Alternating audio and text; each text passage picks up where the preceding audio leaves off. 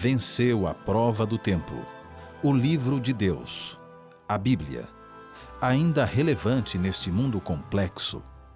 Está escrito Canadá, partilhando mensagens de esperança ao redor do mundo.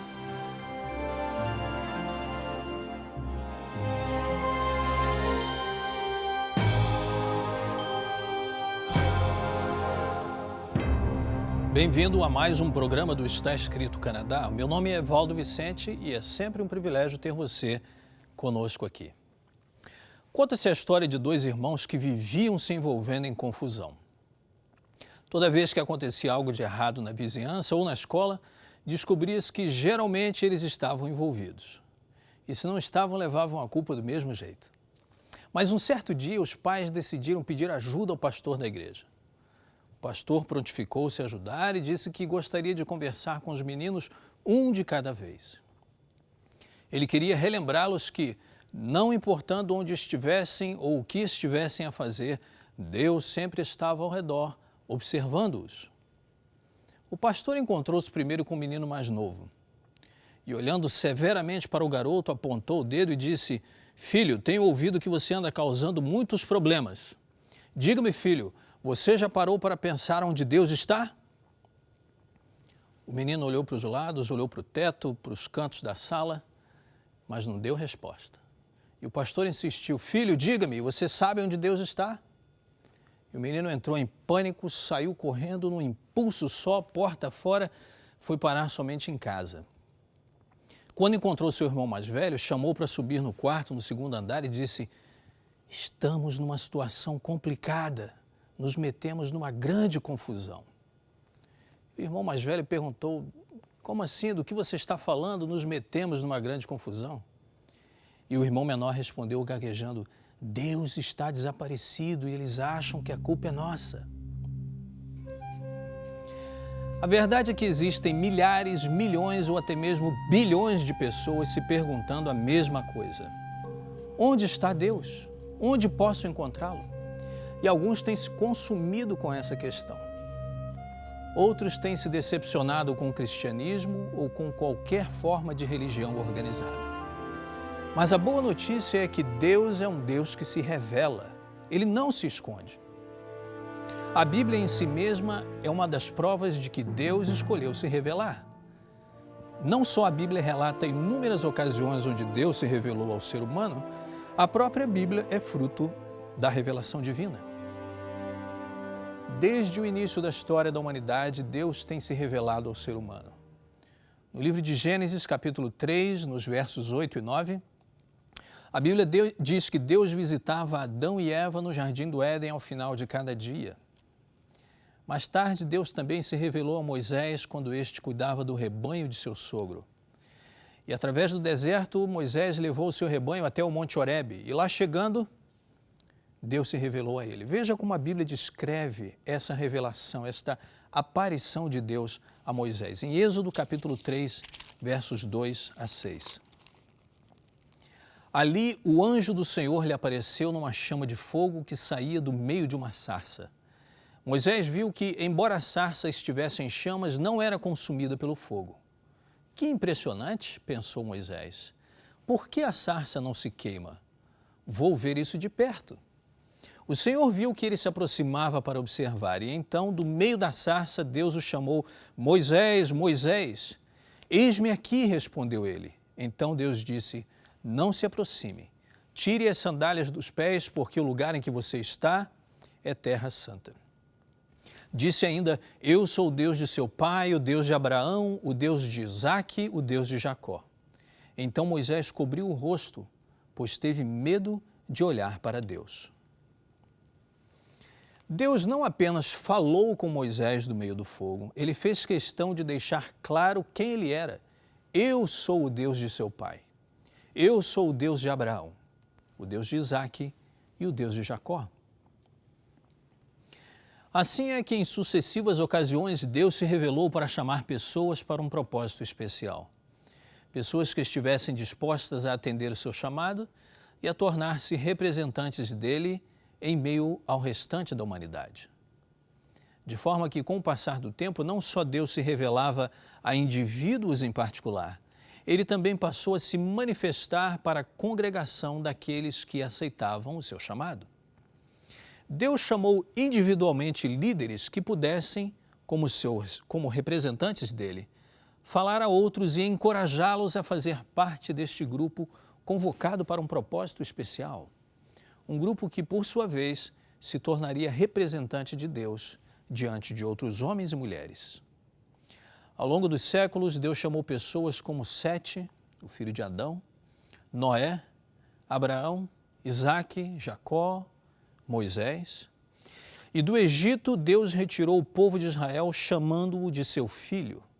Veja como descreve esta ocasião o profeta Oséias, no capítulo 11 e verso 1. Quando Israel era menino, eu o amei, e do Egito chamei o meu filho. Ao chamar este seu filho do Egito, Deus fez uma aliança especial com ele. O povo acabou quebrando esta aliança, mas ainda assim, Deus os considerava seu povo, honrando as promessas que ele tinha feito aos seus antepassados. Porém, mais à frente, eles se dividiram em dois reinos, dos quais o reino do norte foi destruído pelos assírios. E quanto ao reino do sul, a maior parte do povo foi levada cativa para a Babilônia. Embora seja difícil afirmar com precisão, muitos estudiosos acreditam que foi durante o cativeiro babilônico que começaram a surgir as sinagogas, onde aqueles que tinham permanecido na terra de Israel, ou talvez sido dispersados para outras regiões, reuniam-se para congregar, orar e estudar a Escritura. Dentre aqueles que tinham sido levados cativos para a Babilônia, um remanescente retornou para a terra de Israel. De forma que, ao longo dos séculos, sempre houve crentes fiéis e comprometidos. E os profetas dentre o povo de Israel predisseram um tempo em que Deus novamente reinaria através do seu ungido da linhagem de Davi. O profeta Jeremias, por exemplo, falou de uma nova aliança que Deus faria com seu povo, sob a qual todos poderiam receber o perdão divino e instrução vinda diretamente do Senhor. Jeremias 31 a 34. Eis aí vem dias, diz o Senhor, em que firmarei uma nova aliança com a casa de Israel e com a casa de Judá. Não conforme a aliança que fiz com seus pais no dia em que os tomei pela mão para os tirar da terra do Egito, porquanto eles anularam a minha aliança. Mas esta é a aliança que firmarei com a casa de Israel depois daqueles dias, diz o Senhor. Na mente lhes imprimirei as minhas leis, também no coração lhes inscreverei. Eu serei o seu Deus e eles serão o meu povo. Não ensinará jamais cada um ao seu próximo, nem cada um ao seu irmão, dizendo, conhece o Senhor, porque todos me conhecerão, desde o menor até o maior deles, diz o Senhor, pois perdoarei as suas iniquidades e dos seus pecados jamais me lembrarei. Quando os profetas falavam da nova aliança, do novo concerto, de uma nova ordem de coisas e do cumprimento das promessas mais universais de Deus, eles estavam se referindo ao tempo em que viria a este mundo alguém especial. É por isso que os escritores bíblicos usam certas expressões como o ungido, a raiz de Davi, o renovo, o príncipe da paz, a esperança de Israel, o desejado de todas as nações, apontando para a entrada na história deste mundo, daquele que era o verdadeiro Filho de Deus. É para essa pessoa, para o Filho de Deus, que apontavam as profecias. É sobre ele que, em última instância, repousava o privilégio de liderar o remanescente chamado por Deus para divulgar o Evangelho da paz.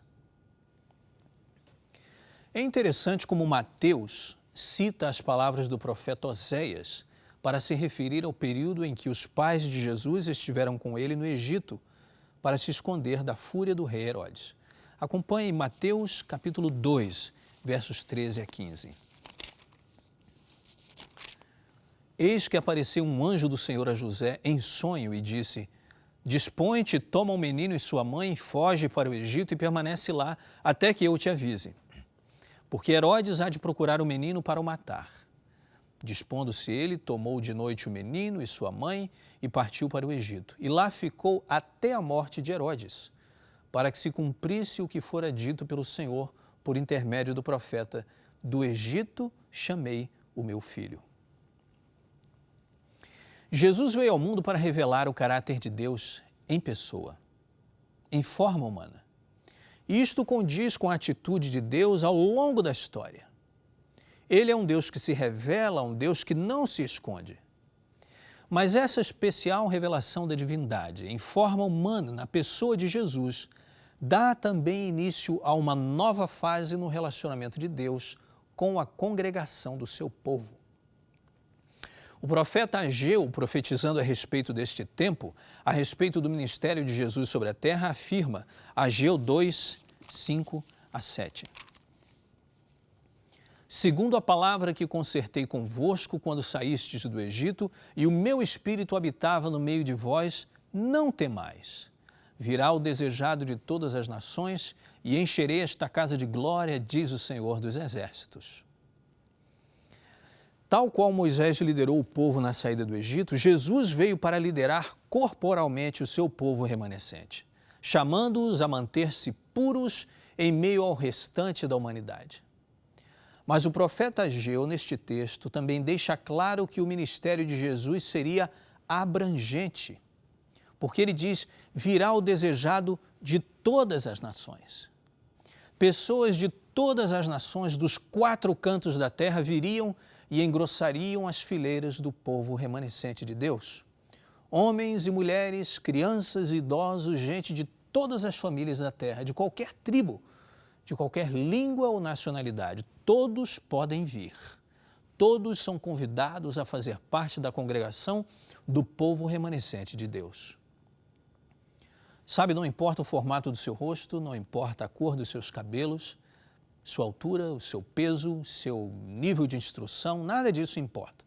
Nem sua profissão, também não importam as suas frustrações, os desapontamentos pelos quais você já passou, suas dúvidas, incertezas, mágoas e feridas. Nada disso importa. Existe um lugar para você na família de Deus. Por causa deste apelo universal do ministério de Jesus, a composição da família cristã começa a se tornar mais abrangente e ela vai rapidamente se ramificando por todo o planeta. A partir daquele momento, a partir da entrada de Jesus Cristo na história deste mundo, a igreja cristã do Novo Testamento começa a tomar forma. Como líder natural do remanescente, Jesus fundou a igreja. E a igreja é, portanto, a sua comunidade. Certa ocasião, num episódio relatado em Mateus capítulo 16, Jesus dirigia-se para Cesareia em companhia de seus discípulos e ouviu de Pedro a seguinte confissão: Tu és o Cristo, o Filho do Deus vivo. Jesus elogiou a firmeza de Pedro, afirmando que aquelas palavras tinham sido reveladas a ele pelo próprio Deus. E em seguida, Jesus estabelece a si próprio como fundamento e proprietário da igreja. Mateus 16, 18. Sobre esta pedra edificarei a minha igreja, e as portas do inferno não prevalecerão contra ela. Outra coisa que Jesus também deixa clara é que seu rebanho é universal e que a igreja é a sua comunidade de fé, da qual ele é o supremo e verdadeiro pastor, sua propriedade. E ele faz isso ao afirmar em João, capítulo 10, verso 16, o seguinte: Ainda tenho ovelhas não deste aprisco, a mim me convém conduzi-las. Elas ouvirão a minha voz, então haverá um rebanho e um pastor. Um rebanho e um só pastor, abrangendo gente do mundo inteiro. Mas vejam, a sociedade ocidental do nosso tempo é, em geral, bastante individualista. O pensamento ocidental é caracterizado pelo interesse quase que exclusivo naquilo que é importante para o prazer do indivíduo.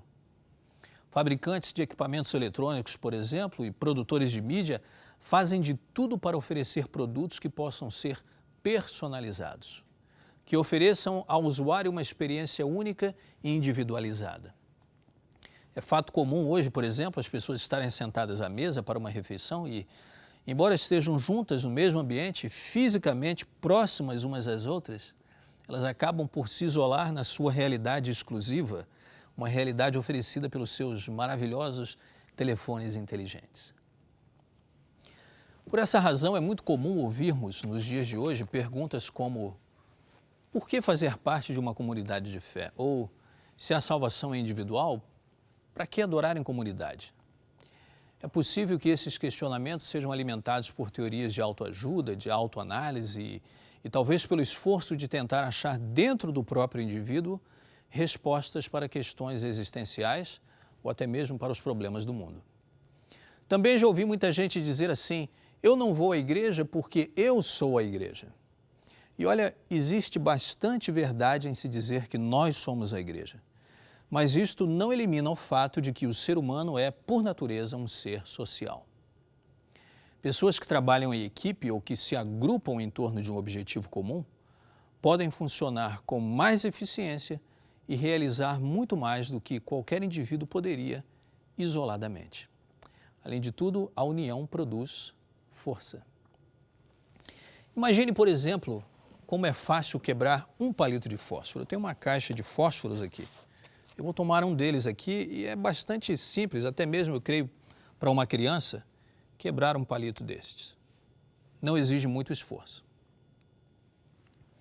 Mas se você juntar, quem sabe, uns 20, 30, 40, 50 palitos, fica mais difícil. Eu não sei se eu consigo quebrá-los, por mais que eu tente. Vejam, assim é com a comunidade cristã. Porque, embora a igreja seja feita de indivíduos, ela é uma espécie de organismo que transcende a realidade e as limitações de cada um. A Bíblia é clara a esse respeito. A palavra de Deus incentiva os cristãos a manterem um relacionamento individual com Deus, mas também a adorarem em comunidade. Veja o que a Bíblia diz em Hebreus, capítulo 10, verso 25. Não deixemos de reunirmos como igreja, segundo o costume de alguns, mas procuremos ajudar-nos e encorajar-nos uns aos outros, ainda mais quando vocês veem que se aproxima o dia. A igreja deve ser mais que uma comunidade, ela deve ser também como uma família. Os membros da comunidade cristã devem ser irmãos e irmãs, e é isto que a Bíblia afirma em 1 Timóteo 5, 1 a 2. Não repreenda asperamente o homem idoso, mas exorte-o como se ele fosse seu pai.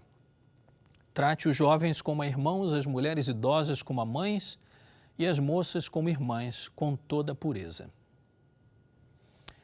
A Bíblia é preciosa, a palavra de Deus tem o poder de ampliar o nosso entendimento da vontade de Deus e do seu plano para a nossa vida.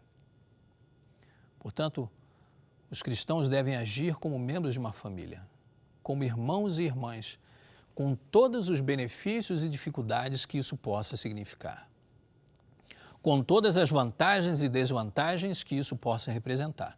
Os membros de uma família podem se desentender, mas em geral eles se perdoam. Podem brigar, mas no final das contas se abraçam e se assentam ao redor da mesa para uma refeição em comum. Como irmãos e irmãs, os cristãos devem se alegrar com os que se alegram e chorar quando as coisas não vão bem ou quando alguém se sente ferido. Outra crítica ao cristianismo muito corrente nos dias de hoje baseia-se na teoria de que a liberdade assegurada pelo sacrifício de Cristo nos liberta de qualquer forma de religião organizada. Essa é uma ideia teoricamente baseada num texto bíblico, João capítulo 8, 36, onde a Bíblia diz assim: se, pois, o Filho vos libertar, verdadeiramente sereis livres. Então, dizem os críticos, Jesus nos liberta de tudo, inclusive da religião organizada. Ele nos liberta do confinamento de um templo, da religião imposta por outros homens. Mas vamos entender melhor esta questão. De que liberdade Jesus está falando aqui? A que tipo de liberdade ele se referia? Em primeiro lugar, Jesus proferiu essas palavras enquanto falava a um grupo de pessoas. O próprio ministério de Jesus foi um ministério público. Ele não foi um eremita que viveu isolado no alto de uma montanha, produzindo seus escritos ou seus ensinamentos. Na verdade, Jesus nem mesmo escreveu os evangelhos que contêm o seu ministério, que contam do seu ministério. Os evangelhos foram escritos por outros homens, por outros autores, inspirados pelo Espírito Santo, como um testemunho daquilo que Jesus realizou publicamente, em meio ao povo, na sinagoga, no templo, à beira da montanha ou dentro de um barco, mas sempre cercado de gente. É verdade que ele se retirava periodicamente para orar, mas o seu ministério se desenvolveu essencialmente em meio ao povo, para benefício do ser humano. Então, essa liberdade apregoada por Jesus não fez com que ele buscasse a reclusão, o isolamento. E, em segundo lugar, basta ler o versículo 34 do mesmo capítulo para entendermos o contexto das palavras de Jesus. João 8,34. Em verdade eu vos digo, todo o que comete pecado é escravo do pecado.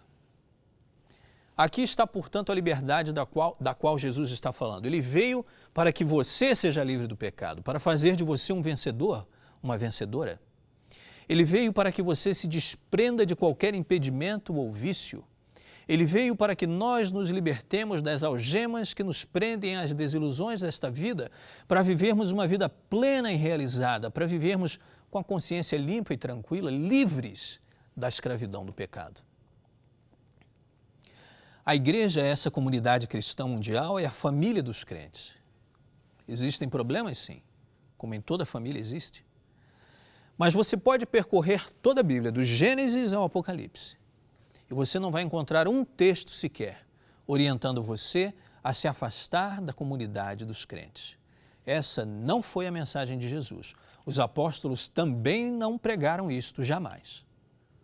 Pelo contrário, enquanto foi possível aos apóstolos, enquanto eles não foram açoitados, presos ou até mesmo mortos, e mesmo em face à tribulação, eles nunca deixaram de se reunir uns com os outros e com a família cristã. E continuaram com seu ministério público enquanto foi possível. Os apóstolos, a quem Jesus confiou a liderança da igreja, deram tudo o que tinham, tudo de si, para levar o evangelho a todo mundo conhecido de então. Saiba que, graças à fidelidade e firmeza dos apóstolos, pelo poder de Deus, ao longo dos séculos, a mensagem do evangelho tem alcançado quase todas as partes deste planeta, pela pregação e pelo testemunho de fiéis cristãos comprometidos com o Senhor. Essa mensagem chega até você, chega até mim hoje. Deus continua a chamar pessoas para fazerem parte do seu remanescente, da sua igreja. Fazer parte da comunidade de fé que vai manter acesa a chama da verdade, apregoando a libertação da escravidão do pecado a todo mundo. Pode ser que em algum momento você tenha se decepcionado com as pessoas da igreja. Mas lembre-se que os membros da igreja são seres humanos tanto quanto você é, tanto quanto eu sou. Mas o convite de Deus continua estendido. Gálatas capítulo 3, verso 28, confirma que o chamado de Deus é para todos, e isso inclui você. Não há judeu nem grego, escravo nem livre, homem nem mulher, pois todos são um em Cristo Jesus. Em Cristo todas as barreiras estão desfeitas, todos os crentes pertencem à família de Deus. Não importa em que parte do planeta você vive, nem o sangue que corre em suas veias, o sangue do Cordeiro que tira o pecado do mundo é o que nos faz irmãos e irmãs. A minha oração hoje é que Deus conceda a você a força necessária para uma decisão ao lado de Jesus. Meu convite é para que você aceite Jesus como seu Salvador pessoal e que venha fazer parte do seu povo, da sua igreja, da sua família. Vamos orar. Pai amado, quero te pedir que o poder libertador de Jesus se manifeste na vida de quem quer que esteja me ouvindo neste instante. Que haja vitória sobre o pecado e que haja uma decisão de se unir ao teu povo remanescente. Isso tudo eu te peço em nome de Jesus. Amém.